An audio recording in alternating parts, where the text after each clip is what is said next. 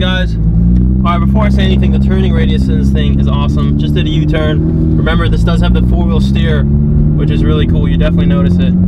So yeah, this is the GT3RS, and not much of a reviewer, but this is one of my favorite cars of all time. So I'll kind of go over like my first impressions. Then after driving it for the full day and tomorrow and stuff, I'll do like more of an in-depth review, I guess. And then, show yourself, Lindsay. We'll let Lindsay drive it and we'll see what she thinks. I drive an E60 M5, which is, you know, being naturally aspirated, is pretty similar to this car. High revving, not much low-end torque. And she drives an Accord, so we'll see what she's got to say about it. Gosh. So right off the bat, I really noticed that this car has like no low-end torque, which everybody knows that. All you got to do is look at the specs. It's like 323 foot-pounds of torque. It really takes it a second for it to kind of get going, but obviously that's kind of why I love it naturally aspirated. It screams up top, and that's when it really shines, and that's what makes it fun to drive as well. So, but you definitely notice the lack of low-end torque when you're in like first gear and you like floor it.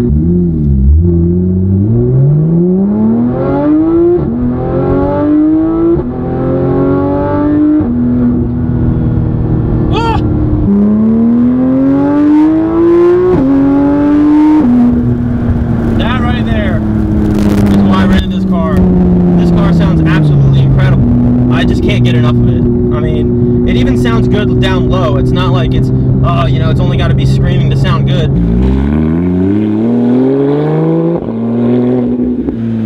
So the way it sounds, definitely one of my favorite things about this car. Next, I know the true purists really like manual transmission, but I'm actually really glad that this only came in the PDK, because the PDK is absolutely incredible. I mean, I've driven Ferrari 458s before and Huracans. I'd have to drive them back to back to really say which one's better, but everybody knows the PDK is one of the best in the business, and I mean the shifts are just instantaneous. Too much power for Lindsay there. I mean, it feels like you're driving a race car, which is, this is ultimately what it is, a street legal race car. It's just a lot of fun. And I know I'm probably gonna get drilled for this in the comments about, oh, it needs to be a manual, blah blah blah, you don't know what you're talking about, but I've had a manual before, and I don't know, the shifts being that instantaneous also makes it sound better, because the shifts are just so fast, and like when you floor it, you kind of hear like a fart in between the shifts, and it just, in my opinion, it just sounds better.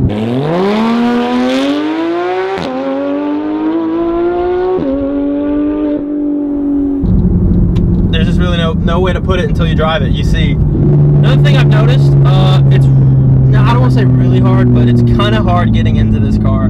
These are like the carbon buckets, which I shouldn't even be complaining about this with this being an RS. But if you're like on the bigger side, which I'm like, I mean, I'm getting a lot of weight, I'm like freaking 230 pounds. If you're fat, like, yeah, it's gonna be kind of hard to get in and out of, but you get used to it. I've kind of found a trick. If you put like one hand on the center console and one hand here and kind of lift yourself out of the bucket seat, it's not that bad. Other than that, once you're in it, I mean, yeah, they really hug you. I mean, I'm getting hugged by a Porsche as we speak, and it feels great. It's not necessarily uncomfortable. I really expected the RS to be like super bumpy, because that's what a lot of other guys have said. They're like, being an RS track model, it's really bumpy. It takes the, you know, every little bump and you feel it everywhere. I don't really agree with that. I'm not complaining about the ride quality. Are you, Lindsay? No, not at all. I mean, it's hard for me to get in and out too, though. Yeah, but once you're in, comfort is no problem. I mean, when I had my arm out the window, like, my arm's kind of like up in the air, a little awkward. It's not like I can drive around like with my arm out the window and try and look cool, even though I'm not.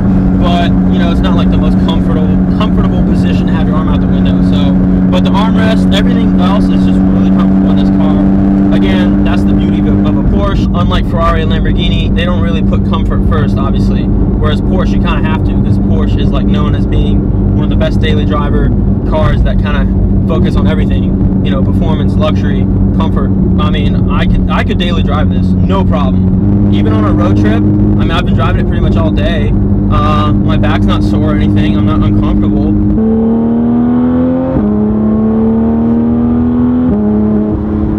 Sounds so good. Ah! Please make sure to view the exhaust video I've got on this car. I tried to get like every angle. I mean, exhaust is my thing. That's like pretty much everything I post on this channel. So be sure to check that out.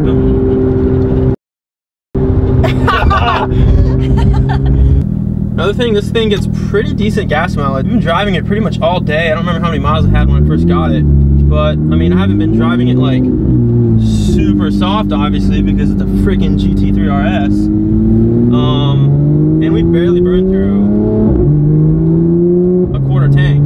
Of course, this being a flat 6, I'm used to a V10 E60 M5, but this thing's pretty fuel efficient. Another reason why everybody loves Porsches, because they don't have these big, inefficient V10s and V12s and stuff. They can squeeze a lot of power out of these tiny little engines, which is why these cars are so well balanced. So that's another thing. It definitely feels really planted and like super precise.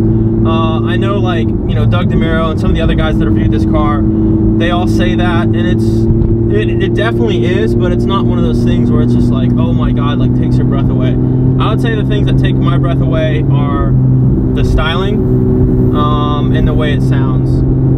It being planted and really precise and stuff is really cool, but you kind of just expect that out of this car. So I kind of just went into this knowing that it's going to be really precise, and that's what I got. So it's great. Remember, this is like a $200,000 car, so obviously, yeah, steering is incredible, very responsive, and of course, being out here in Nevada, I mean, there's been some like twisties, but it's mainly been straight roads, so I can't surely say like, oh my gosh, this thing is so fun to drive in the curves, even though you can really tell it would be, especially like I said earlier, with that four-wheel steer. You can tell that it does add some engagement, I guess, aid, it helps. So far so good. I love this thing. This is awesome. Is it Porsche or Porsche? I don't know. I mean, that kind of shows that I'm not really like the biggest Porsche enthusiast, because most of them don't sound that good. Like the 911 Turbo or the Turbo S, they're very quiet cars. They're not one of those that sound crazy and get like a bunch of attention, which is why I'm not generally the hugest fan of Porsche, just because I really like naturally aspirated. And this here, the GT3, is perfect. I mean, it's like everything you can want. The exhaust in itself definitely gets some looks. A lot of people hear it and they look, just because it's not like your typical V8 Camaro Mustang. You know, it's like a V10 or a V12. It just sounds unique. It sounds a little different. The flat 6, you know, people are like, wait, what's that?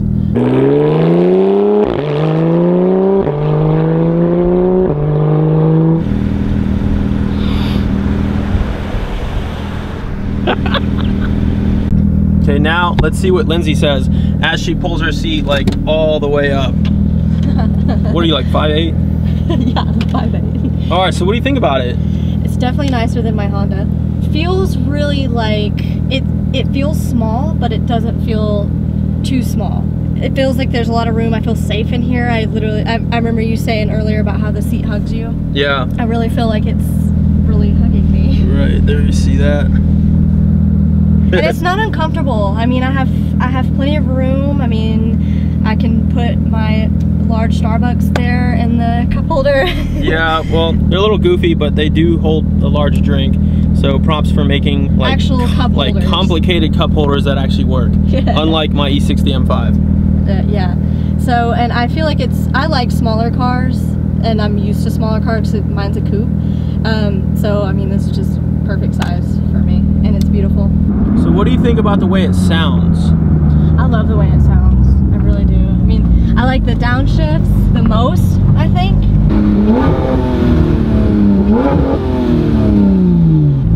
But I love the way it sounds and how fast it shifts. Okay. What do you think about the power? I mean, it's almost scary. Yeah. It like takes your breath away, like puts you back in the seat, and it's like you can like the just smallest tap of your foot and you're just like zooming. Yeah, it is overall a very responsive car. Yeah. This is what I wanted to say early. Don't mean to hijack your point here, but people have said this before, like Doug DeMuro, and I never really knew what he meant. But it's a very mechanical feeling. You do sort of feel, oh crap, a big bunch. Damn. Oh my god. All right, this huge rabbit just like ran across. That was a big rabbit. They're definitely not that big in Georgia.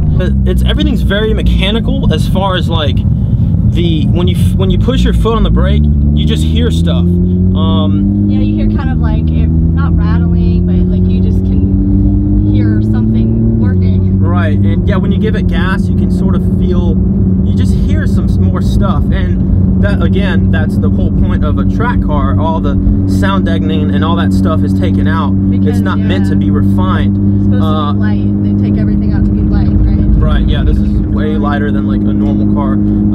As you know, I mean, this thing has cloth, I don't know if you can see that, you know, cloth door handles. I mean, they do everything they can to lose some weight. But yeah, this car feels very mechanical. There he goes again, what the heck? Dude, all right, there's like a bunch of jackrabbits out here. I'm hit a rabbit. So in a sense, that's cool. That doesn't make the car feel uncomfortable by any means, but it's certainly not refined, and it certainly does have some squeaks, and I don't really want to say rattles, but it's just not as refined. It's just not as refined. That's just the best way to put it. It definitely gives it its character, which is the whole point of a GT3RS. You could see yourself driving this every single day? I would, yes, I could. Definitely. Yeah, this would be a really good daily driver. Like I said, it's comfortable, decent fuel economy, and I mean, look, we're just doing a U-turn right here. I mean, yeah, that's insane. I've never felt something that will literally do a U-turn, and I'm not worried that I'm gonna like curb something. The trunk up front's not, I mean, I don't want to say it's a practical car, but it actually kind of is. The back, there's no back seats, but obviously there's like a shelf back there, and there's room for bags and stuff, whatever. And then the front trunk is pretty deep, so it's almost kind of practical.